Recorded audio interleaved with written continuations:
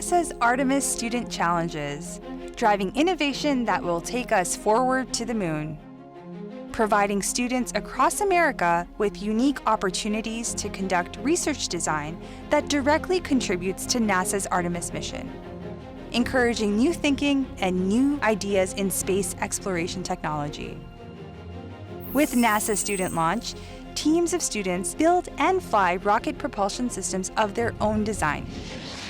Students put theory into practice, taking their rocket to new heights, giving them the exposure to research and development of rocket propulsion systems that NASA is applying on a much larger scale in the Space Launch System. NASA engineers identify new technologies needed for space exploration through Micro-G Next, and students work to create it. Their creations are put to the test in a simulated microgravity environment where they are evaluated for use on future missions. First Nations Launch brings students from tribal colleges and universities together to conceive, design, fabricate, and compete with high-powered rockets, training the next generation of aerospace professionals. Creating autonomous robots which can operate millions of miles from Earth and support human missions to the moon. That's the objective of the Lunabotics competition. Teams build robots that can navigate the simulated terrain of another world to complete their assigned task. Through NASA's Big Idea Challenge, students design lunar payloads that demonstrate technology systems needed for exploration and science in the permanently shadowed areas in and near the moon's polar regions, bringing the next generation of explorers to the lunar surface. The NASA Human Exploration Rover Challenge has teams combine their design, engineering, and building skills to construct human-powered technology that must perform in a variety of environments, challenging the design and the designers.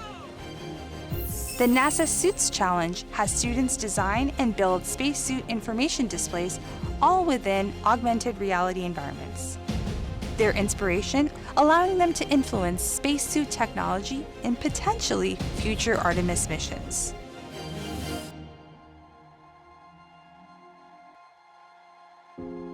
Take the challenge and explore with us as we look to you to build and design the next wave of space technologies to take us to the moon and beyond.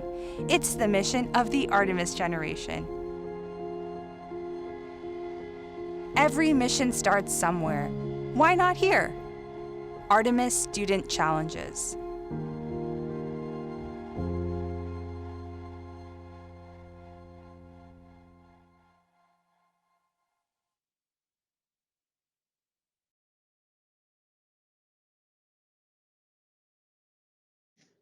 Hi, my name is Kevin McCaw, and I want to welcome you to this webinar on Artemis Student Challenges.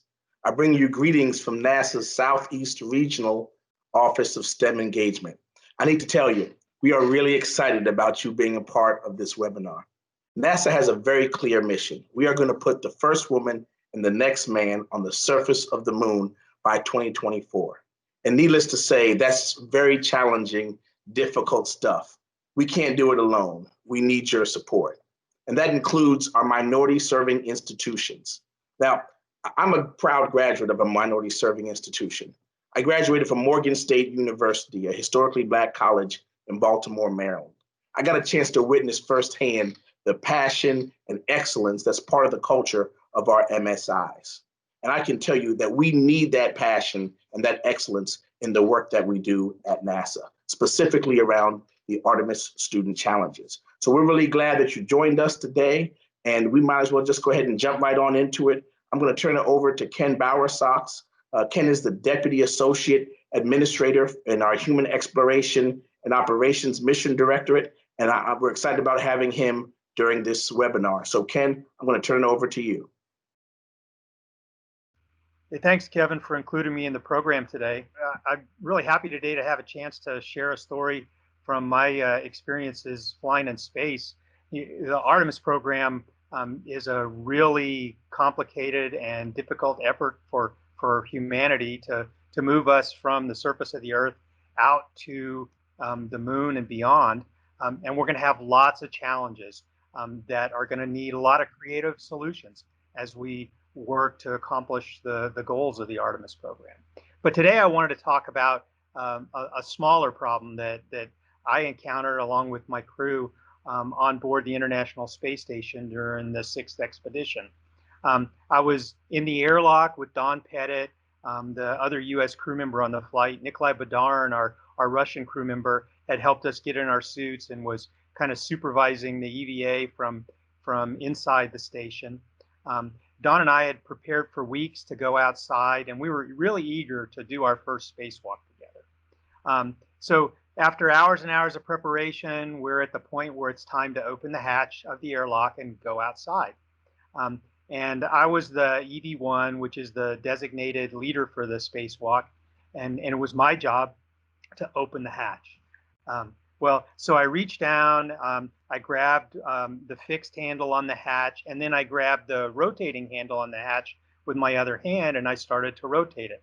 Well, normally that's a very easy process. There's not a lot of friction in the system, and you can just rotate the hand crank, the latches on the hatch come loose, and the hatch will open, and you lift it up inside the airlock, and you can go outside.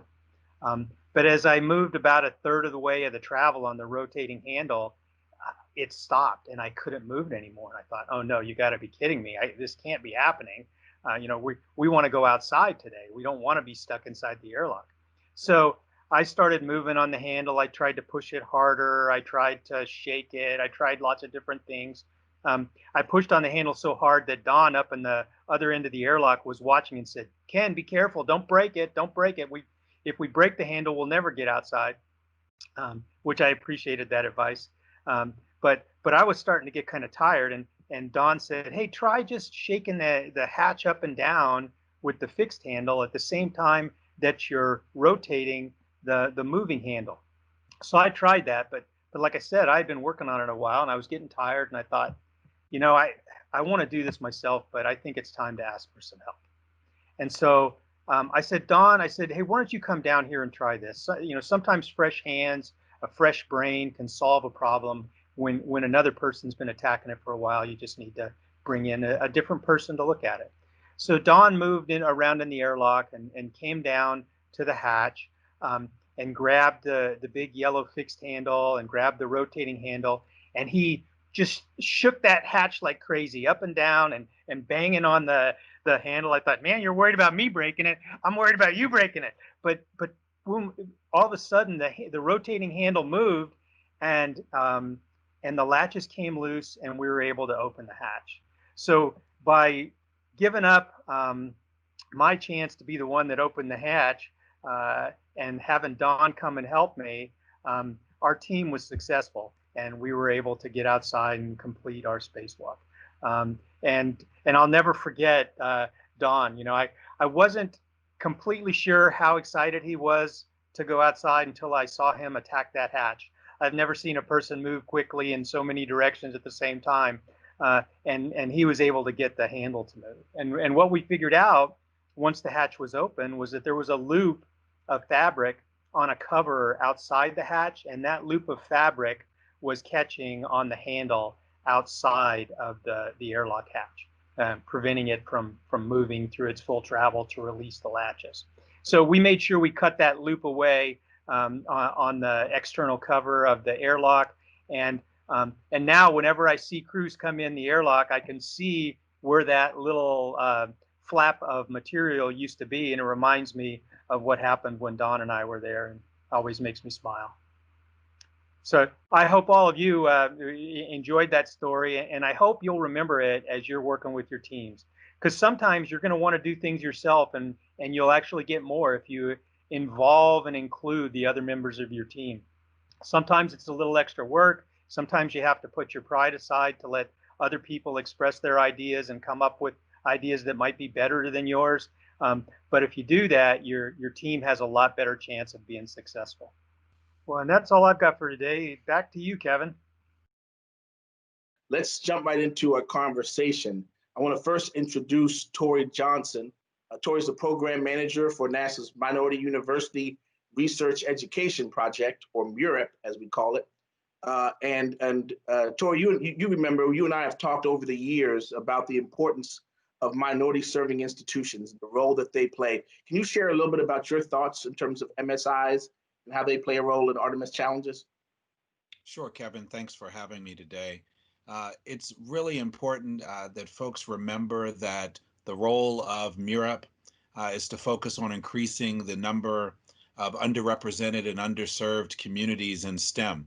And that includes women, girls, those with disabilities, and specifically those students that are attending those minority serving institutions. Those could be historically Black colleges and universities, tribal colleges and universities, Hispanic serving institutions, as well as Asian Pacific Islander. What's really important to note is that the role of MURAP is to provide funding for these institutions so that they can build their research infrastructure and capacity at those institutions. And so we're really excited about broadening participation at the institutions with things that MURAP funds, as well as the Artemis Student Challenges. Good, great. Hey, so as a graduate of a historically Black college, Morgan State University in Baltimore, you know how passionate I am about these MSIs and getting them involved in our activities. And it's a blessing to be able to work alongside of a team of folks equally as passionate about engaging MSIs. And so I'm with you and I love it. Let's take a moment to introduce some of the other folks that are joining us for this webinar. We have the leaders of the Artemis Student Challenges. They're the Artemis Student Challenge activity leads, the experts, and they are key in leading the NASA's Artemis Student Challenges. And so let me first start with Ms. Tranisha Dixon. She leads the Micro G Next Challenge. Hey, Tranisha, how are you doing? We've got Brandon Hargis. Brandon leads Suits, the Suits Challenge. Hey, Brandon. We have Christy Hassan, and she leads First Nation Launch. Good. Rich Jonabek, he leads Lunabotics. Hey, Rich. We've got Fred Kepner, who leads the NASA Student Launch. And we have Ms. Julie Cliff, and she leads the Exploration Rover Challenge. How are y'all doing? Wonderful. Doing great today. Excited to be here. Hey, it is, I want to just take a quick moment to mention that we actually have 7 Artemis Student Challenges. The 7th challenge, the Big Ideas Challenge, their deadline is a little bit further out in the year, so they are our 7th challenge. And so with that, I want to just jump right on into it. Hey, I'm sure some of the students, the universities and the students that are watching this have some questions about deadlines and timetables and when the dates are for what challenges and that kind of thing. And so, hey, Brandon, can you talk to us a little bit about some of the deadlines that are coming up and the seasons that we're in? Absolutely, be happy to. So the majority of the challenges that are represented on this conversation today, we start around early fall. So you're looking in the early August, mid-August to end of August timeframe for open registration to all of our challenges. You'll see that if there are proposals due, those are generally due within a couple months after that, in the October timeframe, and then selections will be made before the end of the semester for a lot of our challenges. As you move into the spring semester, that's really where a lot of the work is being done, where you're really working with your teammates and putting together your design. And then your test scenarios will usually be held in test weeks and so forth in the April to May and early June timeframe. And then that's when we start gearing up for the next year's challenge. So that gives you an idea of the overall picture, but you can go to nasa.gov, stem.nasa.gov/Artemis and find out more about each particular challenge timeline. Good. Hey, appreciate that. Appreciate that, Brandon. So MSIs have participated in our student challenges in the past. Tranisha, can you talk a little bit about which challenges that maybe they participated in and how successful they've been? And if I'm a student or a faculty member and I'm curious about whether my school has either participated or not in the past, how they might gather information around that? Yes, each year we have minority serving institutions that successfully participate and complete Artemis Student Challenges. For example, Los Medanos College in California, they had a team of students that built a coring device that was tested in microGenex successfully, and then went on to be utilized in the NEMO mission. And NEMO stands for NASA Extreme Environment Mission Operations. And it's an operation in which scientists and astronauts live and work in underwater habitats off the coast of Florida in preparation for International Space Station missions. Another good example to highlight is Lone Star College, the Sci-Fair, which is in Houston, Texas. They have a group of students that designed what we call an EVA zip tie cutter. Their design was successfully tested in the Neutral Buoyancy Laboratory for the microGenex test week, and then went on to inspire the actual tool that was utilized just recently in the spacewalk outside the International Space Station. So that's just two good examples of minority-serving institutions contributing to the NASA mission, highlighting the role of MSIs in our missions through the Artemis Student Challenges. And I'm sure our Artemis Student Challenges managers on the line also have some other great examples. So guys, feel free to share. Sure, from Lunabotics, we've had MSIs participate quite successfully, from the submission of their systems engineering papers to the digging implements that they've created on their own. Texas A&M University International, for example, had a digging implement that drew great attention, and they won one of our innovation awards. In fact, we created the award that year, especially for that team. So just because your school is small or it's limited doesn't mean it cannot be successful. Just remember, you can always collaborate with other teams and form a united team between two or more schools and successfully participate and learn lifelong skills. Good, good. Any And other then challenge? I would Yeah. add too, for suits, we have had a few two-year institutions that were also MSIs that have performed very well. One in particular, Riverside City College out of California, participated in every year of the NASA Suits Challenge, and they always have some of the top performing designs out of all of the designs that are submitted. We had our first tribal college participate this past year in a partnership with two other institutions, and they had one of the top designs according to the panel that's made up of our EVA office experts, and even we had an astronaut. So that it just goes to show you that MSIs that participate in these challenges perform very well, but they're dedicated. They work together as a team. They meet the deadlines, and they're very, very well organized and do a great job. So we look forward to getting your proposals for our challenges. Hey, so you talk about proposals for the challenges. I can imagine there are some faculty and students who are wondering, what does a successful proposal look like from a technical review perspective? What does success look like? Fred, any thoughts? You have a wealth of experience in terms of that kind of work. Any thoughts around what a successful proposal might look like? Certainly. Thank you, Kevin. First of all, I'd say that whichever process you're going through to get into this activity, whether it's a proposal or registration, there's going to be a set of instructions. Follow those instructions. Provide what is asked for. In the case of a proposal, you're generally going to see a request for proposal, which lists out all of the things that NASA is looking for in that proposal. And you need to make sure you address each and every one of those items. Since it's competitive, those proposals are going to be scored. So the technical reviewers are going to score those specific things. They're not going to score something.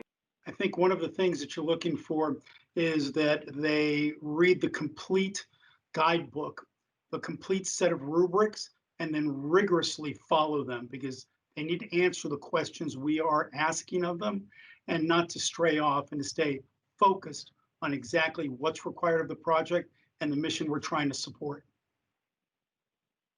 Good. And just as you were saying, not all of them have a proposal process. Some of our activities have a registration process, but we still have specific requirements that come with doing the challenge or the activity.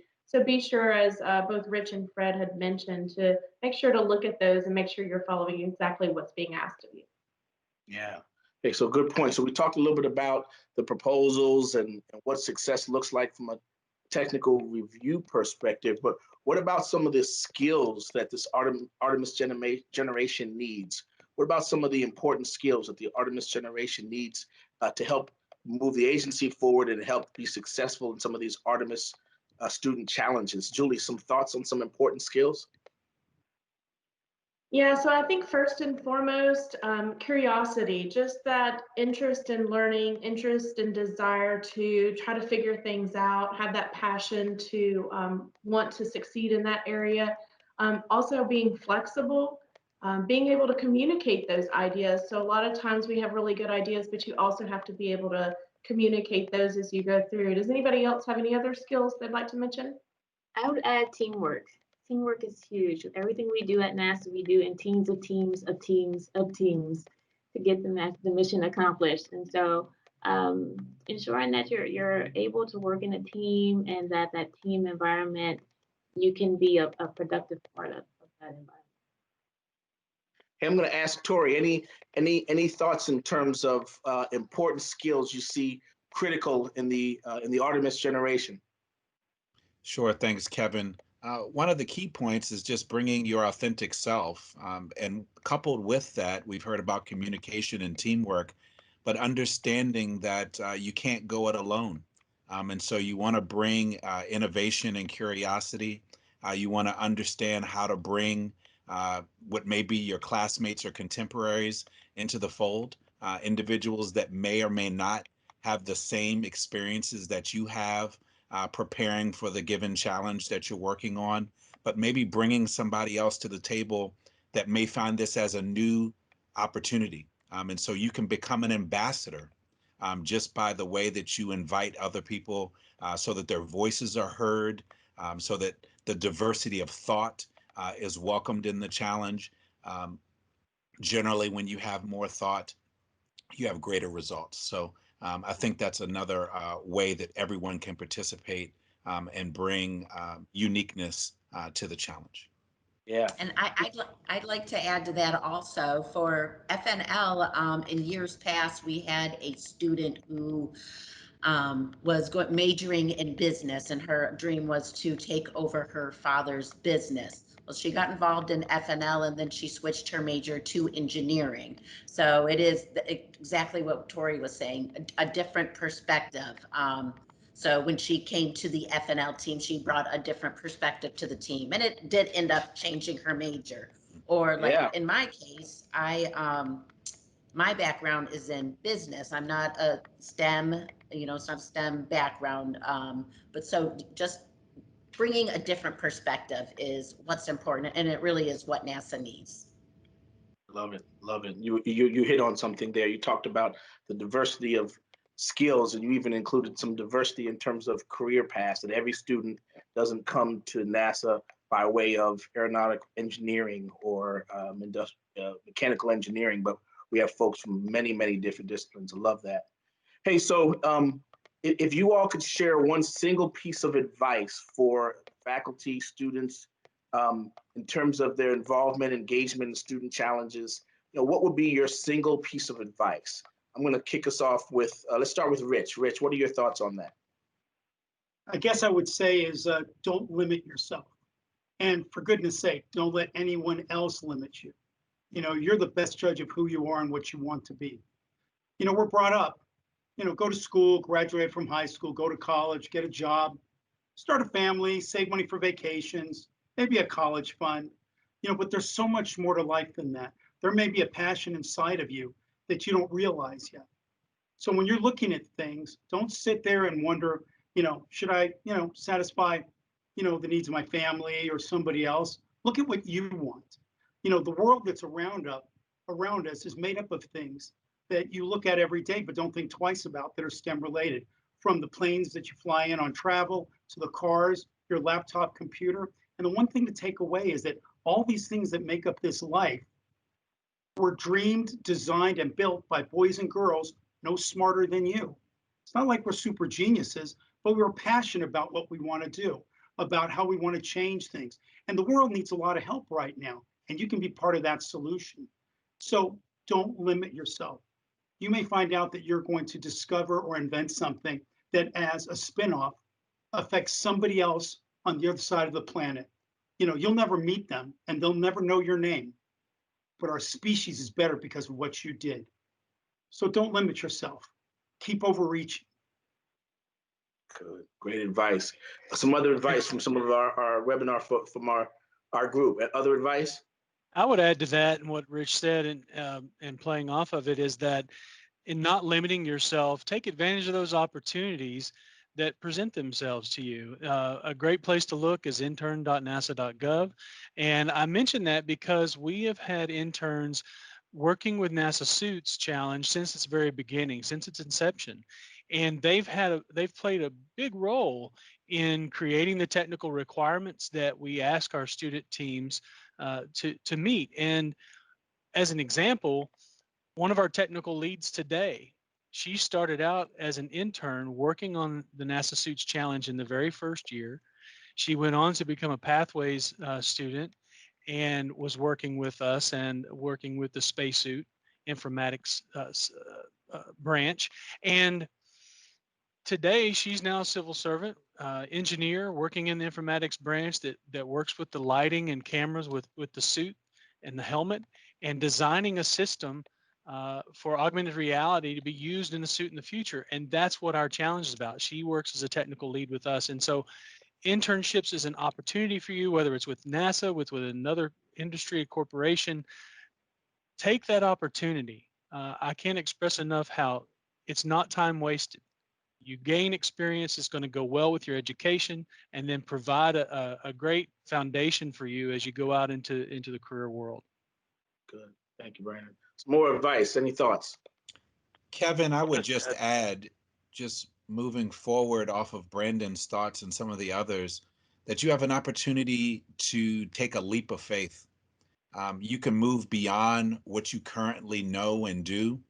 The exciting part of this work, as some of our colleagues have shared today, is that we don't yet know all of the future.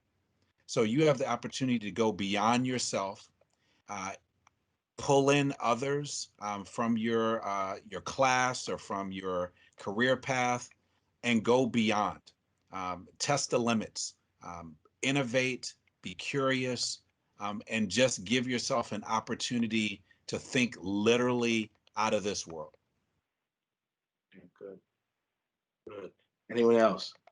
Yeah, I'll just add, what I think everybody should do is dream big and then work hard. And if you do those two things, doors will open and you'll end up somewhere where you never planned to be, never expected to be, but it will work out. Yeah. Great advice. Christy, any advice for the group? Yes, pursue your passion. Whatever your passion may be, pursue it. Give it a try. Love it. Julie, anything? Yeah, just like the others have said, get involved as much as possible. I can tell you, we've had a lot of students that participate in our challenges that have changed their lives significantly. There's one student, he's a former student of Alabama A&M, who now works at NASA.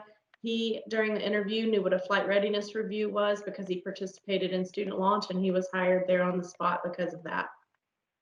Yeah, good stuff. Hey, Tranisha, close us out with some words of wisdom. Sure. I always tell students, take a chance and make a moment. You know, life is a series of moments, and each moment is what you make of it.